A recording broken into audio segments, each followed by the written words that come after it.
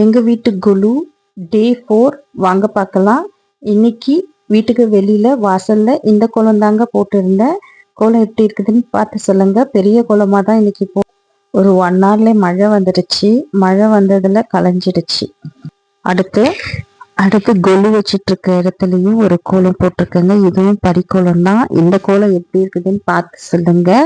பூஜை ரூமாண்டையும் ஒரு சின்ன கோலம் போட்டு இன்னைக்கு ஃபினிஷ் பண்ணியாச்சு. இன்னைக்கு நம்ம வீட்டில் பிரசாதம் என்ன செஞ்சிருந்தோம்னா கடலை பருப்பு சுண்டல் தாங்க செஞ்சிருந்தோம். இன்னைக்கும் சுண்டல் தான். எனக்கு வெளியில போக வேலை இருந்தது. ரிலேஷன் வீட்டுக்கு போயிருந்தோம்.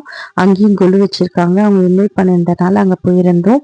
போயிட்டு வர கொஞ்சம் லேட் ஆனதுனால இன்னைக்கு கடலை பருப்பு சுண்டல் செஞ்சாச்சுங்க. சுண்டல் நல்லபடியாகவே வந்திருந்தது. இன்னைக்கு எப்பவும் போலவே 6 மணிக்கு மேலே பூஜையும் பண்ணியாச்சு. ரொம்ப சிறப்பாக பண்ணோம். அக்கம் பக்கத்தில் இருக்கவங்க எல்லாருமே வந்திருந்தாங்க. எல்லாருக்கும் தாம்பலமும் கொடுத்தோம். இன்னைக்கு நம்ம யாருக்காக பூஜை பண்றோம்னா மகாலட்சுமி அம்மனுக்காக பண்றோம். நம்ம இன்னைக்கு அந்த அம்மனை நல்லபடியா வேண்டிக்கிட்டு சாமி கும்பிட்டோம்னா எல்லாமே நல்லபடியா நமக்கு நடக்கும். நீங்களும் சாமி கிட்ட வேண்டிக்கோங்க. எங்க வீட்டு கொலுவை டெய்லியும் பாருங்க.